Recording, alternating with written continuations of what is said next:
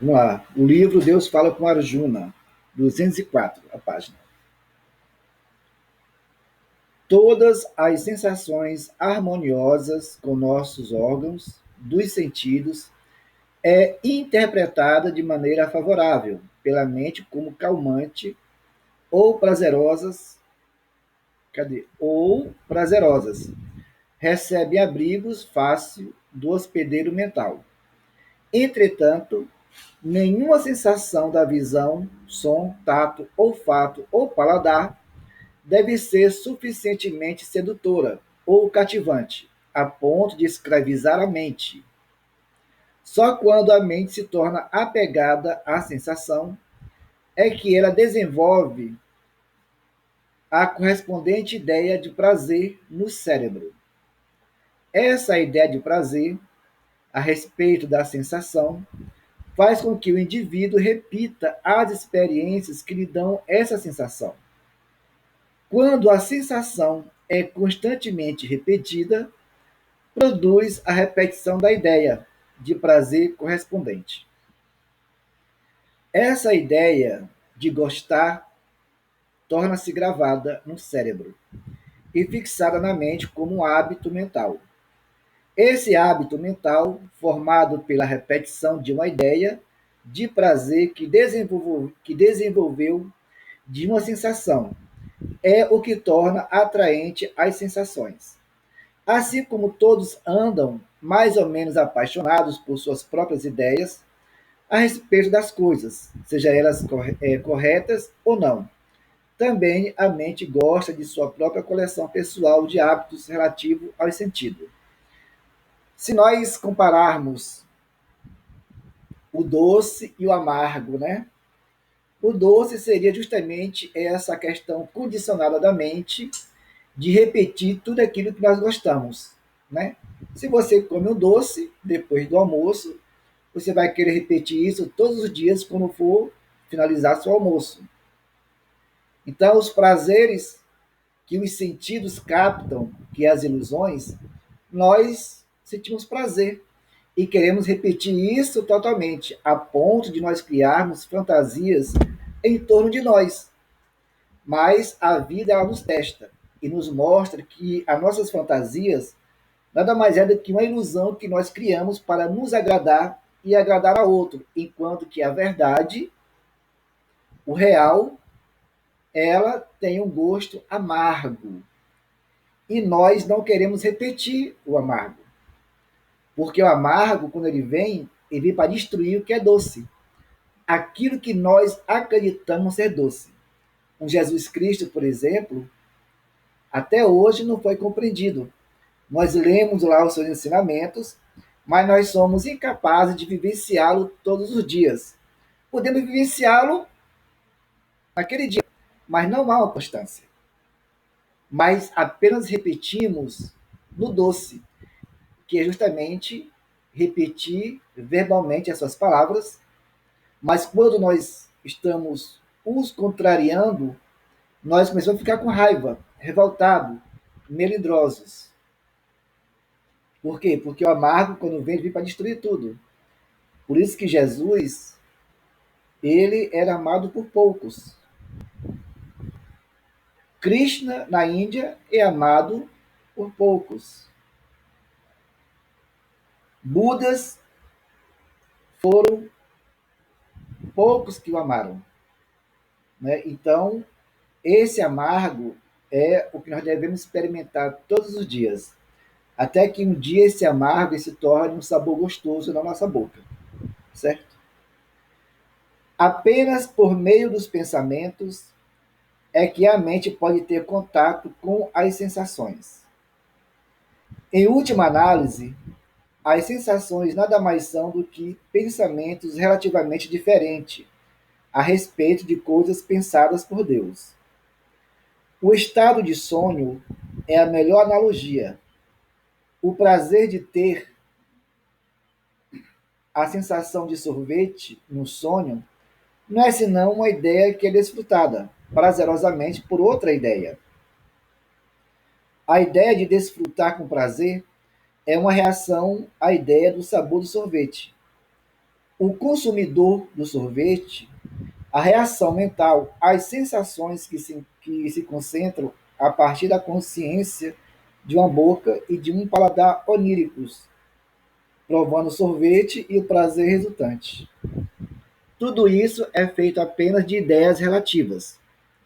Portanto, não se pode admitir que a sensação de sorvete no mundo dos sonhos seja agradável, mas apenas que é uma ideia apreciada por outra ideia. Uma lição que Deus tenta nos ensinar por meio da experiência dos sonhos é que deveríamos reconhecer a natureza onírica deste mundo, aparentemente real. Todos os objetos que produzem sensações e geram as noções de dor e prazer em nossa mente são ideias materializadas de Deus. Deveríamos parar de ser iludidos e pensar que as sensações de tato, olfato, paladar, audição e visão contêm prazer em si mesmas. Não há nenhum gozo nas sensações, a não ser quanto reagimos de maneira favorável e prazerosa a elas. Né? Infelizmente, uma grande quantidade dos seres humanos neste planeta está vivendo prazerosamente os seus sonhos. E nós acreditamos que nós estamos acordados, despertos, vivendo no mundo real. Mas enquanto nós estivermos focados, levando os nossos cinco sentidos para as ilusões que nós mesmos criamos e contribuímos todos os dias, nunca iremos alcançar o estado de felicidade, porque a dor, o sofrimento, a angústia e a miséria vão estar sempre presentes. Né?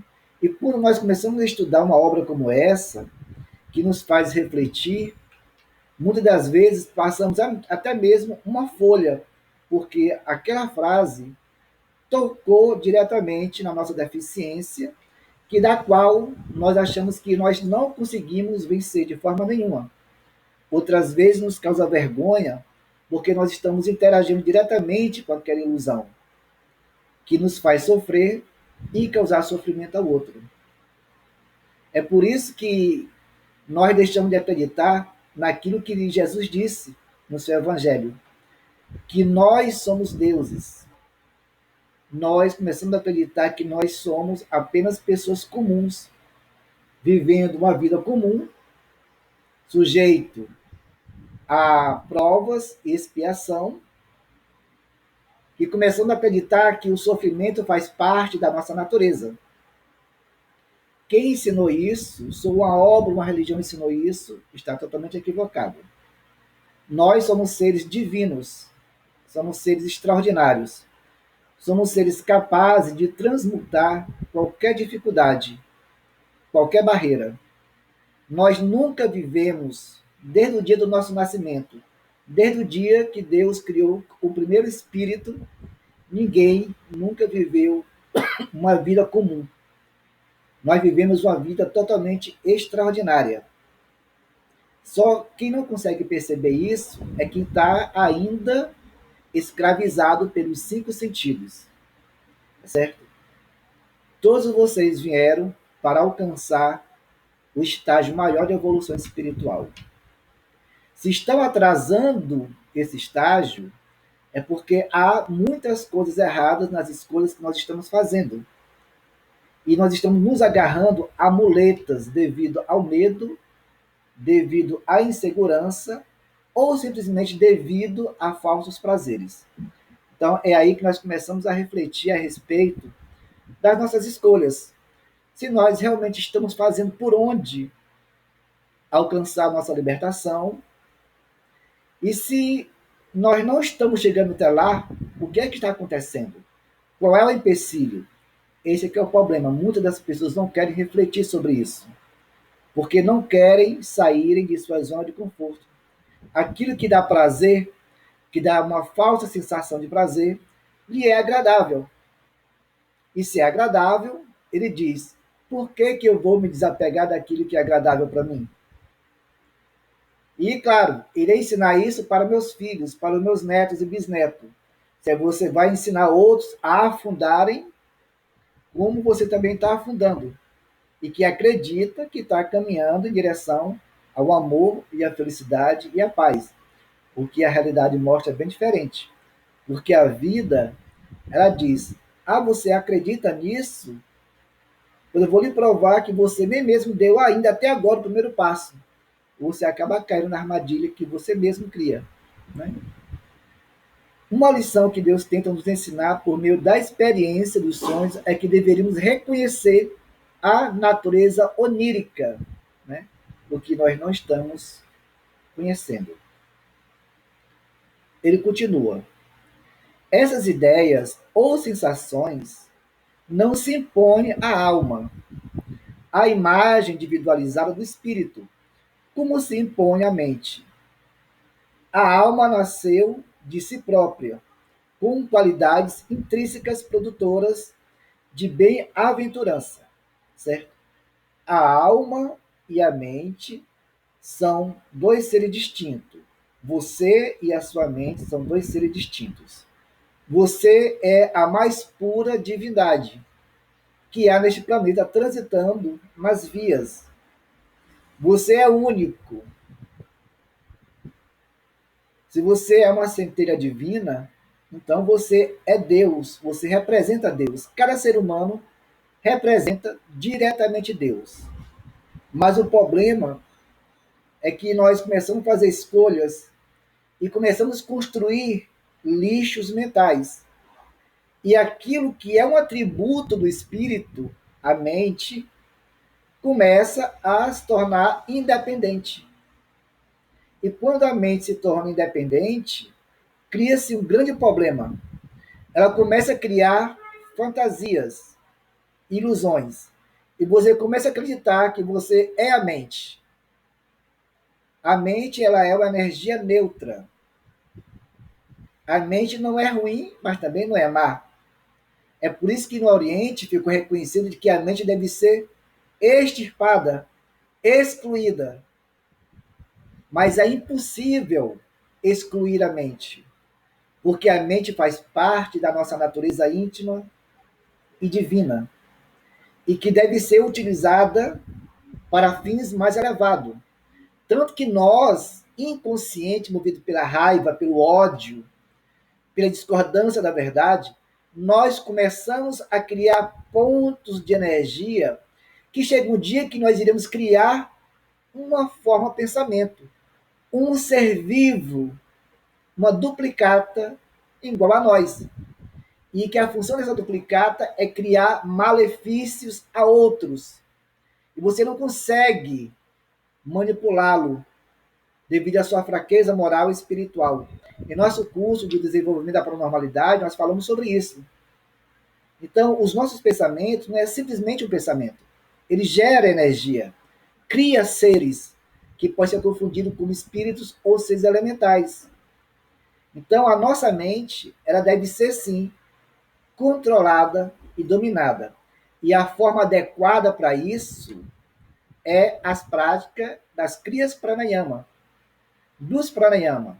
Se você passa todo dia dando 3 ou 4 voltas, como pede lá o segundo nível, em 2 meses, eu não vou dizer 3 meses, um ano, eu vou dizer que em 2 meses a sua vida muda completamente. Uma sensação de extrema paz surge dentro de você, porque não há lixos mentais que se aflora. E todos os seus dias é extremamente maravilhoso. Por quê? Porque você não está mais focado nos 5 sentidos externos. Os seus 5 sentidos estão voltados para o interno. O amargo tornou-se saboroso. As sensações tornou-se reais e verdadeiras. E quando você sente isso, você não quer mais largar. Então as coisas começam a fluir, porque a sua vida, a sua energia mudou. E é natural que a sua vida externa, em relação aos seus relacionamentos com as pessoas, no trabalho, no lar, na via pública, também comece a mudar, tá certo? Então, você e a mente tornou-se dois seres distintos, tá certo? A alma nasceu de si própria, com qualidades intrínsecas, produtoras da bem-aventurança. É essa a questão. Eu vejo muito nas redes sociais, Facebook principalmente, dizendo assim: você não pode, como tem um cara lá que ele é budista, ele diz assim: você não pode correr atrás da iluminação, porque a iluminação virá por si próprio. Eu pensei, olha, é tão agradável me sentar aqui e ficar esperando a iluminação. Põe aqui um mantrazinho, ou um rock, ou um reggaezinho, vou esperar a iluminação chegar. Bater na minha porta, ó, cheguei. Eu ia rebater isso, mas fiquei claro, porque respeitar a opinião dele, né? Talvez um dia ele acorde, né, e veja que a iluminação não vai chegar, Deus não vai dar de graça, sem nenhum esforço do indivíduo, a iluminação.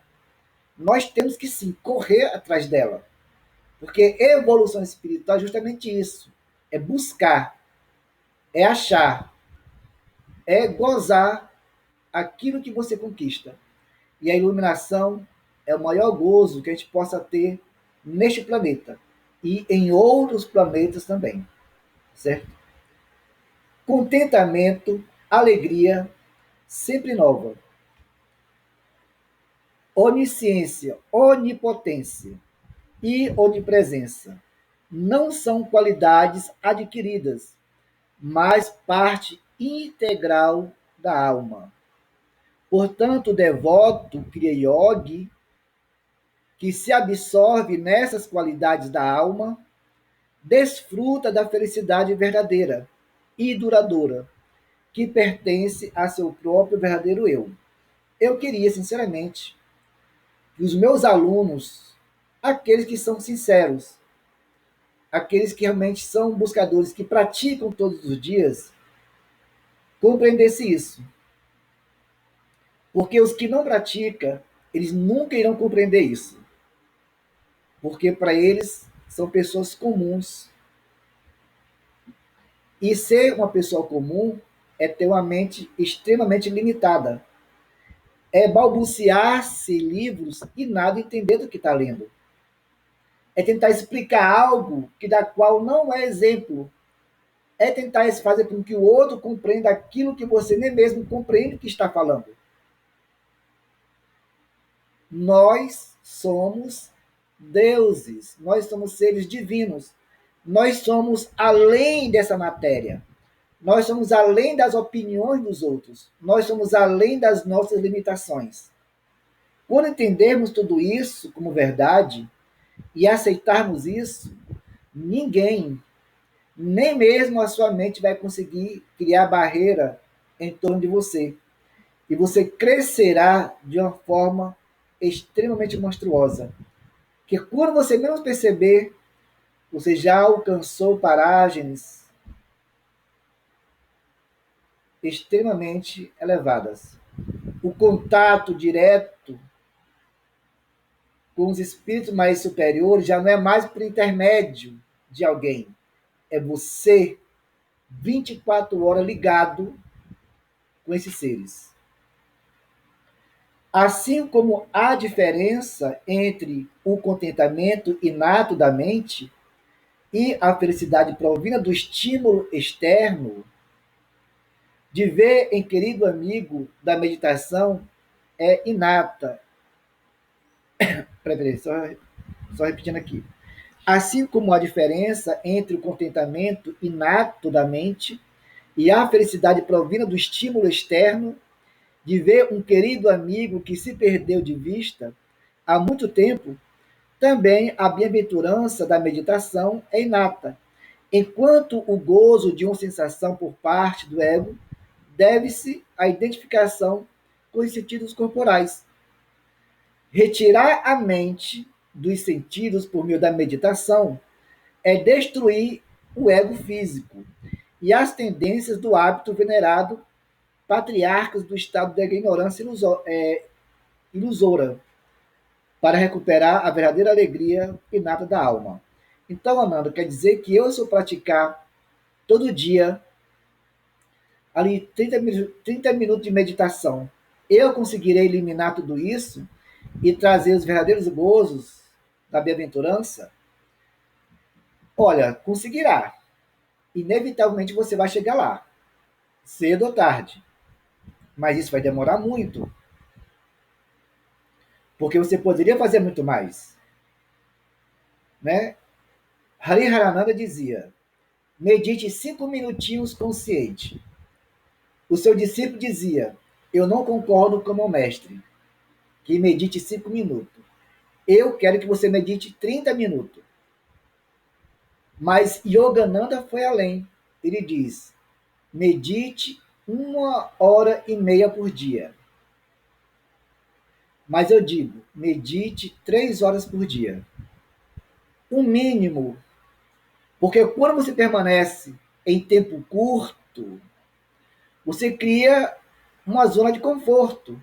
Ah, todo dia eu vou praticar só 30 minutinhos. Mas vai praticar com a mente preocupada com os afazeres, com o que vai comer, o almoço, a janta que tem que ser pronto para o marido, para a esposa, a preocupação com o filho, com os afazeres do trabalho em casa, e a sua meditação não é meditação, mas uma perca de tempo. 3 horas. Se tiver seguido aquela orientação de Paramahansa Yogananda, que eu coloquei lá no nosso grupo, sobre criar uma agenda espiritual, todo dia você coloca lá a data que você meditou, o horário, coloca lá o cronômetro. Aí nesse dia eu meditei só 15 minutos. Aí você coloca lá 15 minutos. A ideia é que você possa alcançar, fazer 4 horas. Então, em cada meditação, você vai tentando buscar aumentar 1 ou 2 minutos, até você alcançar as 3 horas de meditação. Lá no terceiro nível de Kriya Yoga, aos que estão aqui no segundo nível, obrigatoriamente deverão fazer, no mínimo, 6 horas de meditação direto. 6 horas. 1 ano, 2 anos e meio, já iniciado, já era para estar praticando no mínimo, 3 horas de meditação. E no mínimo, 4 a 5 horas de prática de Kriya Yoga. Porque cada nível é uma preparação para a outra. Se não há uma preparação para a outra, você não conseguirá fazer aquele outro nível que é mais superior. O quarto nível, o terceiro e quarto nível, ele exige obrigatoriamente do Kriya Yoga coisas que você é incapaz de realizar. É por isso que você tem que praticar todo dia e todo dia. Então a meditação, as técnicas da Kriya Yoga, ela é a chave de tudo, tá certo? Tanto que Mahavata Babaji, ele deu uma premonição para a humanidade naquela época e que hoje está acontecendo.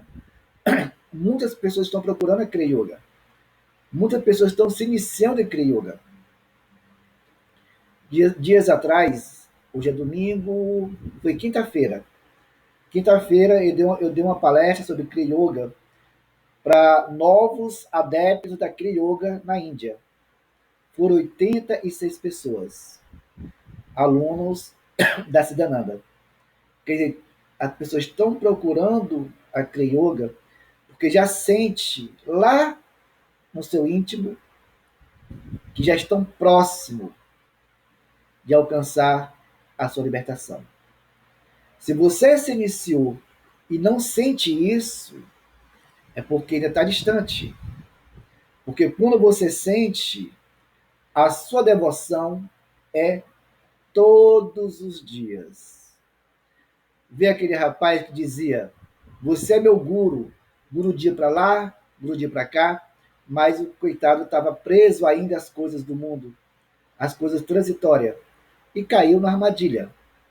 Né? Assim pode ser cada um da gente, certo? Não me veja como guru, mestre, porque eu não tenho nenhuma intenção de ser isso. Mas tenha Deus como seu guru.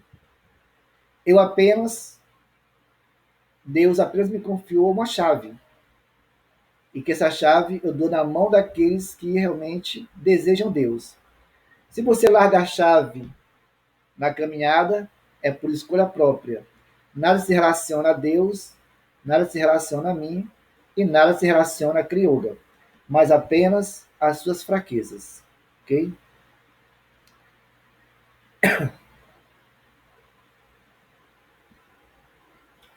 Algum comentário que vocês queiram fazer? Para iniciarmos o versículo número 6.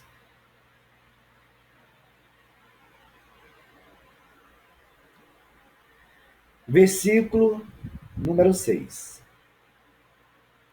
Mal consigo decidir que final seria melhor. Aí 2 pontos. Que eles nos vencessem ou que nós os vencêssemos. Quem nos enfrenta são os filhos de Dirástra, aqueles homens cuja morte tornaria indesejável a nossa vida. O devoto pensa: não sei qual é o padrão correto para a decisão, tendo em vista minha felicidade. Se é melhor entregar-me aos sentidos ou vencê-los pelo discernimento da alma. Se destruir os desejos, que são filhos da mente, não permanecerá nada por que viver. As pessoas de inclinação mundana depreciam a renúncia aos sentidos como um método de tortura, sem percebermos que sua escravidão aos sentidos é extremamente dolorosa para as qualidades da alma. Será que estão encaixados nesse padrão? Porque na Kriya Yoga, ou como em qualquer outra busca espiritual, onde você quer criar um sadhana naquele caminho, inevitavelmente, renúncias e sacrifícios serão realizados. É por isso que neste planeta, que eu digo que por mais que seja essa dificuldade que nós estamos vivendo hoje, nós estamos vivendo em um luxo. Nós estamos morando em uma grande mansão luxuosa, comparada a mundos inferiores, que da qual eu já tive algumas visitas com a espiritualidade. Nós vivemos em um luxo intermitente. Vivemos um luxo extremo. Mas o que é que nós estamos fazendo? Temos os órgãos perfeitos, os membros perfeitos. Temos inteligência perfeita. Mas acreditamos que estamos bem e maravilhoso. Ah, eu estou sorrindo, então estou bem. Ah, eu estou alegre, então estou bem. Mas quando você fecha os olhos e faz uma autoanálise, que ainda existe a raiva, o melindre, o orgulho, a arrogância, a prepotência, a vingança, que ainda briga por qualquer besteira, discorda quando escuta uma verdade, então você percebe que ainda está muito distante de estar bem. A doença, a psicopatologia da mente ainda está presente, criando bacilos, bactérias em seus corpos mais utilizados, adoecendo o corpo físico. E que o único medicamento para essa doença não é outro, além da Kriya Yoga e da meditação. Você pode buscar outros caminhos, mas não vai chegar a lugar nenhum, além de pequenos momentos de prazeres, que eu chamo de paliativos, certo? Fora isso, as coisas não vão fluir. É por isso que ele fala: as pessoas de inclinação mundana depreciam a renúncia aos sentidos como um método de tortura, sem perceberem que sua escravidão aos sentidos é extremamente dolorosa para as qualidades da alma. Até o devoto ou Kriyogi resoluto, em busca da alegria da alma, sente-se vez por outra, esgotado pela necessidade da autodisciplina constante. Entretanto, disciplinar os sentidos é essencial ao bem-estar em todos os estratos da vida. Sendo serviçais da alma, os sentidos devem ser treinados para sempre satisfazê-la. Quando a sabedoria da alma é sobrepujada pelos caprichos dos sentidos, impulsivamente dirigido e cegos pelo hábito, o resultado é desgoverno e felicidade. Ontem eu recebi, como exemplo, algumas pessoas aqui em casa, aqui de Fortaleza, iniciados em Kriya Yoga pela Self-Realization. Então, eu adaptei, não que eu adaptei, eu condicionei a minha energia que me atrai para os êxtases em determinado horário. E quando eles chegaram, eu tinha colocado meu tapetinho, colocado tapete de seda, né? Porque a seda estimula mais ainda a energia Kundalini,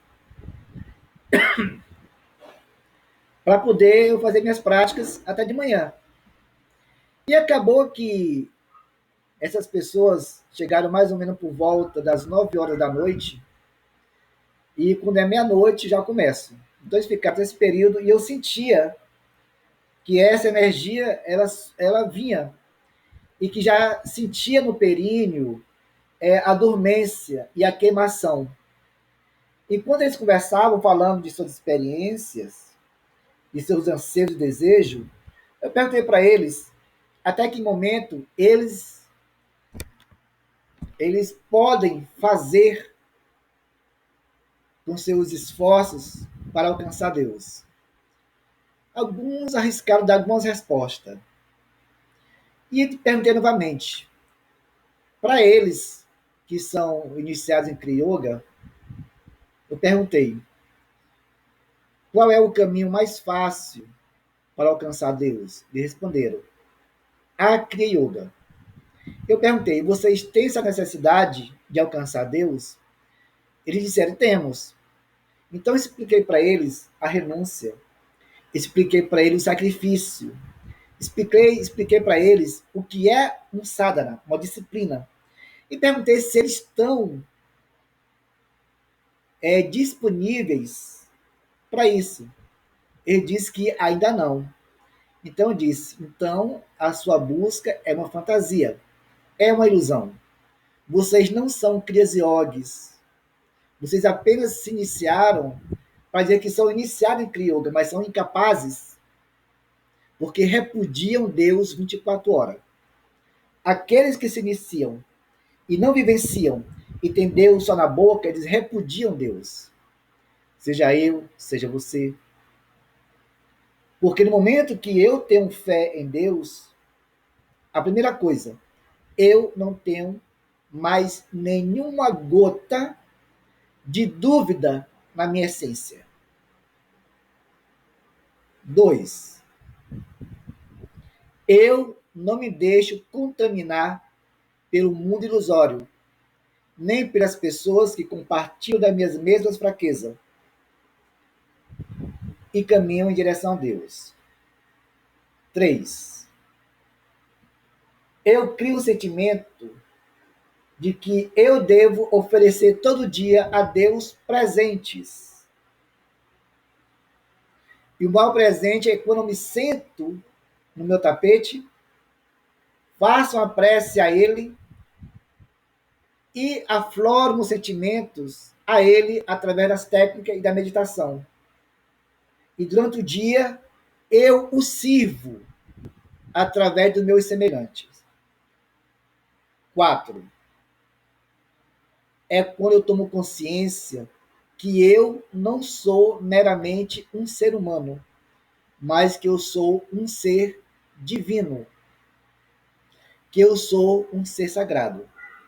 Se não há isso dentro de você, você com certeza não é considerado um Kriya Yogi ou uma Kriya Yogini. A Kriya Yoga, ele é para todas as pessoas, mas nem todas as pessoas estão para Kriya Yoga. Então, esse livro, Deus Fala com Arjuna, de Yogananda, ele nos traz profundas reflexões, não só relacionado ao campo de Kurukshetra, mas ao nosso campo íntimo de batalha, tá certo? Que nós estamos vivenciando 24 horas.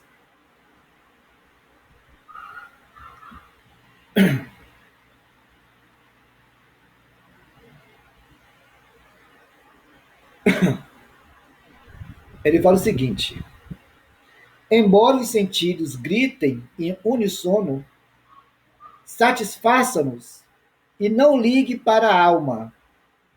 O homem descobre, o homem descobre-se incapaz de atender às exigências sempre crescentes deles.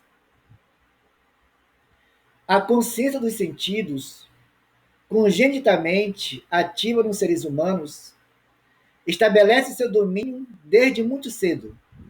Mesmo para o Kriya Yogi, o devoto, que está se adiantando, a felicidade da alma parece exótica. Enquanto as alegrias dos sentidos surgem como inatas, bem conhecidas, mas por trás do clamor dos sentidos jazem os apelos silenciosos da alma, que exige bem-aventurança. A lei é a seguinte: quanto maior a falsa felicidade dos sentidos, mais frágil é a felicidade da alma. Eu, aqui no Brasil, eu tenho que me virar. Eu tenho que viver entre os homens mundanos. Eu tenho que ver as suas histórias estampadas em seus rostos, que ninguém mais consegue ler, a não ser que você alcance a libertação. Eu vejo em suas palavras, como os meus alunos da yoga, os meus alunos de personal, porque eu tenho que atuar em área que eu não gosto, mas eu necessito sobreviver. E muitos dizem que não acreditam mais no amor, porque na cabeça dessas pessoas o amor se relaciona entre o homem e a mulher, né? Outros dizem que a felicidade nada mais é do que um momento de euforia, de alegria, de êxtase. E eu digo, se eu der uma tapa na sua cara agora e você cair, o que você vai sentir? Ah, vai ficar com raiva, com ódio. Então, a sua alegria e a sua felicidade é falsa. E você realmente não acredita no amor. Porque o amor não é algo relacionado ao homem ou à mulher. Porque o amor ainda é mais puro, forte e verdadeiro quando há entre discípulo e guru. Se você não acredita nesse amor que foi ensinado por Buda, Lahiri, Babaji, Jesus Cristo, então você realmente é incapaz de acreditar em amor. Alguns o amor só está no laços consanguíneos. Aí eu concordo com o mestre Ramatiz quando ele diz que os laços consanguíneos hoje é só para os animais. Que hoje essa terminologia não faz mais nenhum sentido. A não ser para os animais. Mas para nós, seres humanos, é a família universal. O amor universal. Se nós somos incapazes de realizar esses feitos, então nós somos incapazes de alcançar o estado de iluminação espiritual. Porque iluminação espiritual é sinônimo de amor, de paz e felicidade, que são uma só.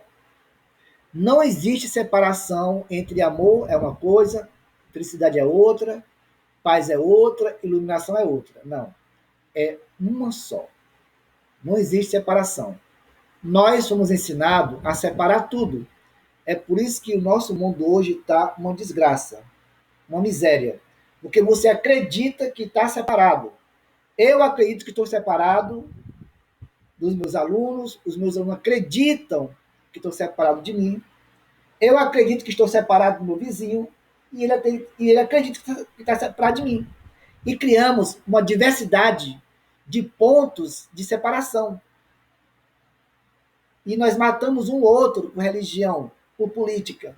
Criamos inimizade dentro da nossa própria família. Matamos pai pelo jogo de futebol. Matamos o irmão por questões políticas. de fazermos amizades verdadeiras por questões políticas e religiosas. E nós caminhamos feito idiotas, acreditando que nós estamos separados. A Kriya Yoga nos mostra que nós estamos unidos, que nós somos um só. O meu guru dizia: quando passarem por essas portas e voltarem para suas vidas comuns se assim desejarem, lembre-se, você é responsável pelo outro. Por cada ser vivo que você passar, da pequena bactéria ao homem, você é responsável, porque vocês estão conectados pelo amor. Né? Nós compreendemos isso perfeitamente, porque ele nos fazia lembrar tudo isso. Lamento que nós não temos um ashra para que eu possa impor a vocês uma disciplina verdadeira de Kriya Yoga. Mas terá vocês correm o risco de fracassarem. Porque não há disciplina, não há uma abordagem como eu queria fazer, como nosso guru fazia. E nem se empenham para realizarmos eventos presenciais onde vocês moram, para que eu possa transmitir um pouco de tudo isso. E nós nos contentamos com isso, com telas. E acabamos que vamos fraquejando aos poucos. A não ser que você seja um verdadeiro devoto, se torne devoto e venha espiritualmente até a mim, ou que me chame e eu apareça para vocês, as coisas não funcionarão. A não ser que você tenha muita paciência, perseverança, que não se deixe fraquejar pelo que o mundo oferece, que não se deixe fraquejar movido pela opinião do outro. Aí sim. A não ser que a opinião do outro seja que lhe estimule ao crescimento espiritual, que eu não chamo de opinião, mas de orientação sagrada e divina. Porque aquele outro está sendo inspirado por alguém maior do que ele para conduzir, né, na tua senda.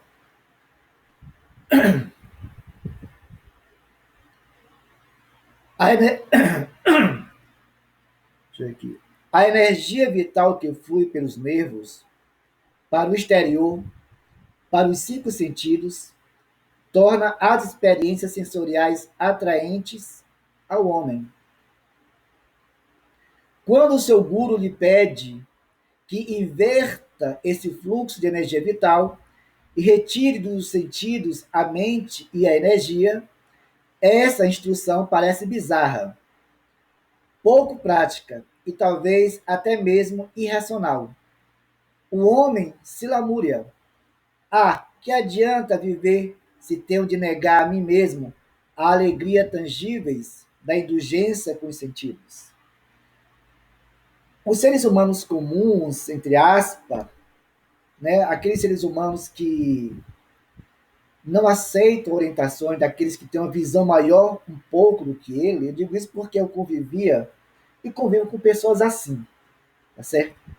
Essas pessoas não aceitam quando alguém chega e lhe mostra um ponto que o faz avançar um pouco mais na evolução, porque vão se achar inferiorizados. Vão levar aquilo para o pessoal e acreditar que aquele outro está zombando e que ele acha, porque sabe muita coisa, está me apontando algo como fosse uma obrigação minha. É assim que muitos alunos que não são discípulos verem e começam a fraquejar. O nosso guru, ele dizia: nunca me vejam como uma verdade única. Estudem, pesquisem. Se você achar uma relação na verdade, então estarei dizendo a verdade. Mas ouvia muitos fazerem o contrário o que ele dizia.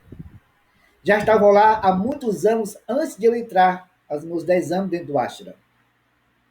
E via muitos fracassarem. Eu via muitos sendo atraídos para os seus vícios lá fora. E choravam, feito criança, para ir embora. Adultos, adolescentes, crianças, fracas da alma, porque não suportavam o que nós chamamos de disciplina espiritual. É por isso que eu digo que a Kriya Yoga, ela só é para aqueles que estão prontos para isso. Até o momento vocês estão comigo. Olha só, Temos 6. O 6 sobrevivente. De muitos que tem a do primeiro nível e do segundo nível. O que estão fazendo essas pessoas agora? Possivelmente nada. Ou talvez algum compromisso que poderia ser adiado para depois e estar aqui presente. São pessoas que eu não conto lá na frente. As pessoas que são ausentes, que não participam, que não contribuem, que não influenciam, essas pessoas não têm mais os olhos da espiritualidade de Lahiri e de Shiva voltada para eles, e nem os meus também. Eu estou caminhando. Nós estamos caminhando. Estendemos as duas mãos para trás. Quem quiser que agarre. Porque nós não podemos dar a vocês a salvação. Mas nós demos a vocês a chave para vocês conseguirem sua própria salvação. Salva-se se quiser. Porque um dia você quer Deus pela sua autorrealização. Outro dia você quer viver os mundos dos prazeres, as fantasias e as ilusões, o falso sabor do doce. Então, nós temos que ter o objetivo e a meta. O objetivo nada mais é do que a sua autorrealização espiritual. Não existe outro objetivo, já tinha dito isso. Você só tem uma meta a ser alcançada, que é Deus. Você não está aqui para ser escravizado pelas coisas que os homens criam para eles. É tudo temporário. E você está se aprisionando naquilo que é temporário, em tudo que é temporário. Mas você deseja alcançar a iluminação. A iluminação é a extinção do sofrimento, da dor e da miséria. E alcançar o estado de paz e felicidade. Porque não adianta falar de felicidade se você não sente felicidade. É hipocrisia. Não adianta falar de amor para o outro, dizer te amo, se nem existe amor, nem sequer uma gota. Apenas está satisfazendo o ego do outro e o seu ego. Porque você quer dizer aquilo. Se nós não começarmos a dar os passos, nós não iremos evoluir. E aos poucos vamos tomar atitude daqueles que estão fazendo até hoje, que não participam dos estudos, que não participam das suas próprias práticas espirituais, esquecem de Deus porque Deus só ficou na prece. Deus só ficou nos livros, nos cânticos e na poesia, o que é mera hipocrisia. Você tem que caminhar na direção dele. Iniciamos o estudo pela terceira vez do Sai Baba Gita. Por que ninguém aparece? Apareciam duas pessoas. Porque falar que devemos caminhar sobre Deus, porque o livro, esse livro, Sai Baba Gita, para mim, ele é mais importante que esse daqui. Porque Sai Baba, ele é muito direto do que concede a Deus. Ele diz, sirva a Deus. Olhe para Deus. Caminhe em direção a Ele. Somente a Ele. Mas, quando falamos sobre isso e abordamos, as pessoas não gostam. Porque quer servir ao mundo.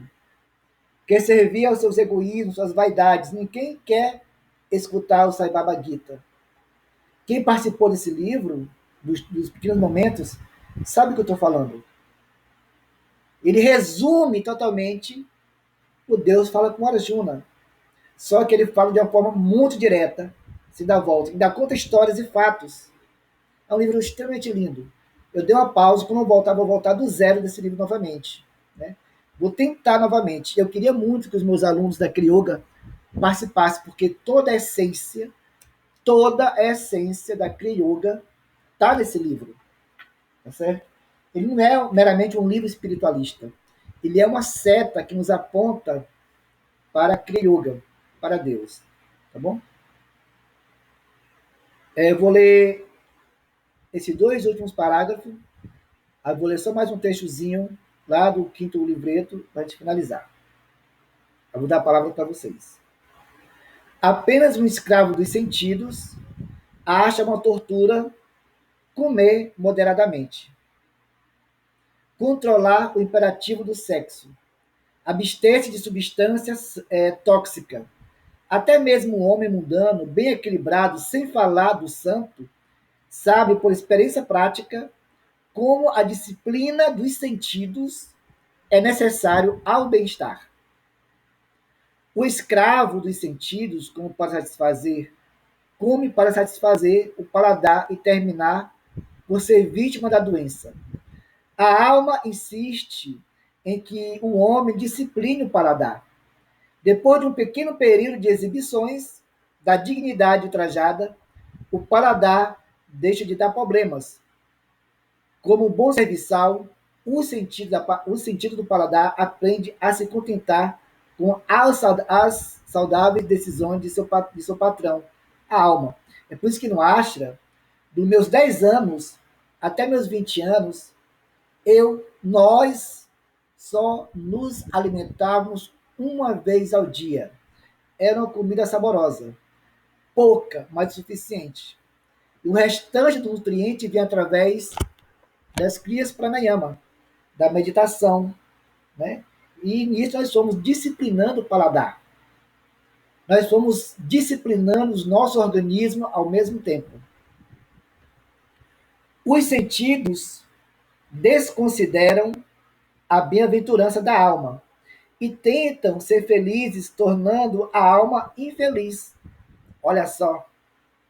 Os sentidos desconsideram a bem-aventurança da alma e tentam ser felizes, tornando a alma infeliz. A alma, de sua parte, não procura torturar os sentidos, mas sim relegá-los ao seu verdadeiro lugar, como serviçal do homem, e não como patrão. Será que nós estamos suficientemente prontos para a Kriya Yoga? Será que quando nós nos iniciamos na Kriya Yoga, será que nós estávamos realmente prontos para caminhar com essa prática espiritual? Será que nós imaginávamos que a Kriya Yoga era somente técnicas e que nada exigia da gente como renúncia e sacrifício? Será que quando nós nos iniciamos em Kriya Yoga, será que realmente nós acreditávamos que Deus era apenas significativo nas preces, nas leituras do Evangelho ou em qualquer outra obra espiritualista, e que apenas cantar o nome dele em canções e mantras, será que era o suficiente para a gente? E agora que a gente se depara que tudo isso não é o suficiente para alcançar Deus, o que fazemos? Aí você começa a refletir. Se eu renunciar e sacrificar isso, eu vou perder 90% do que eu construí. Vou perder amizades, vou perder locais, eu vou me desfazer disso. Eu vou ter que me desfazer do meu alto instinto de defesa, o medo, a briga, para provar que eu estou certo. Vou ter que me desfazer de muita coisa. Será que eu quero isso para mim? Você tem que começar a refletir. O Kriya Yoga, ele se desvencilha, o verdadeiro Kriya Yoga, ele se desvencilha de tudo isso. Se nós não estamos aptos para isso, então é uma questão de dias, meses, para nós fraquejarmos. Podemos participar dos estudos, participarmos de seminários, sair de nossa cidade para um templo luxuoso de Kriya Yoga, mas nada se realiza. É como uma pessoa que pega um terço, um rosário, borbulha o terço todo dia, assiste à missa, o culto no rádio, na TV, mas nada, nada transforma dentro dele. A mesma podridão está presente. Os bichos mentais estão presentes. As doenças estão presentes. Nada mudou. Porque o cardíaco está completamente bloqueado. E as técnicas do segundo nível é justamente para aflorar o cardíaco. No primeiro nível, todos. O maioral, presente, cutasta. No nível 2, todos. Mas este é o principal. Se esses dois se afloram, você tem a faca e o queijo, como diz aqui no Ocidente.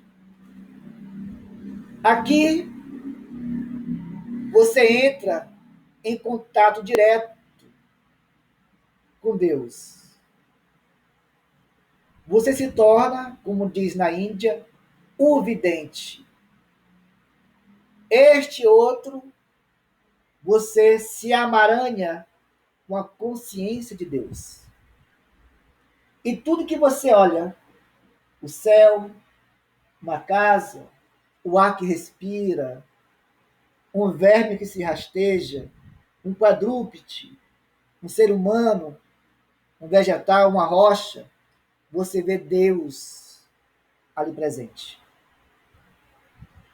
Aonde você passa, as flores exalam perfume, porque as flores e as rosas reconhecem o celiberto. E o celiberto interage em um diálogo de vibração com as flores e as rosas.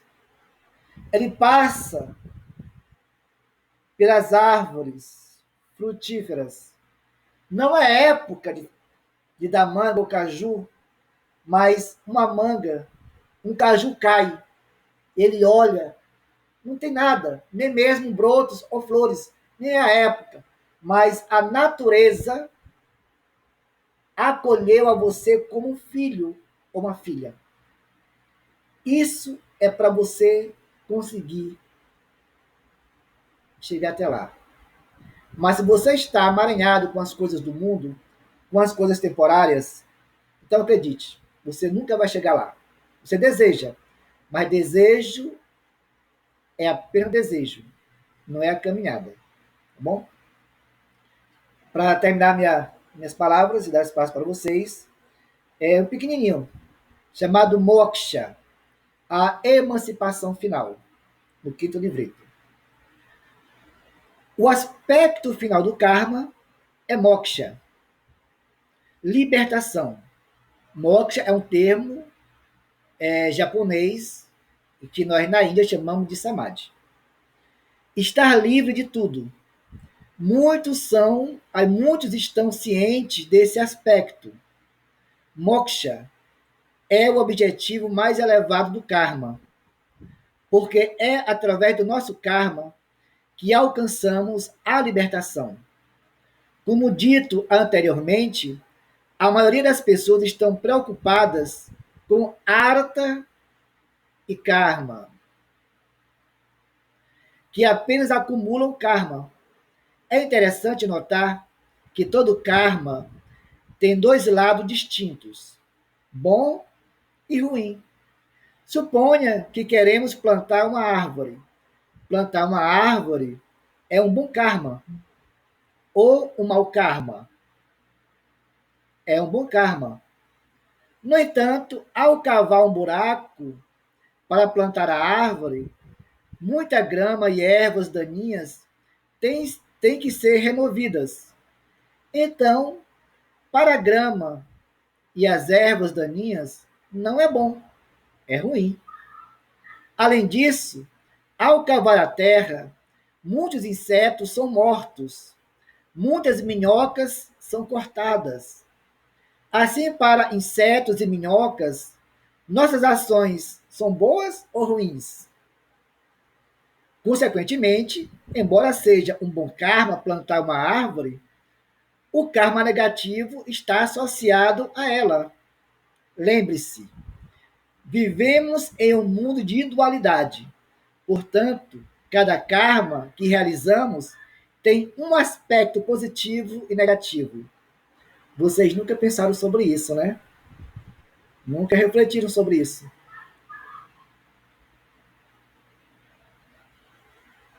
Então, esse é o nosso quinto livreto. Algum comentário que vocês queiram fazer para nós finalizarmos?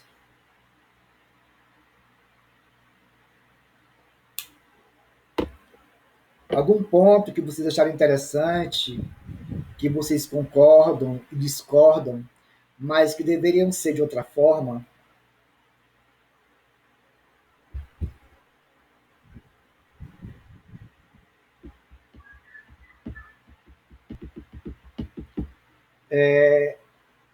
Eu vou só desligar aqui a. Eu quero falar uma coisa com vocês.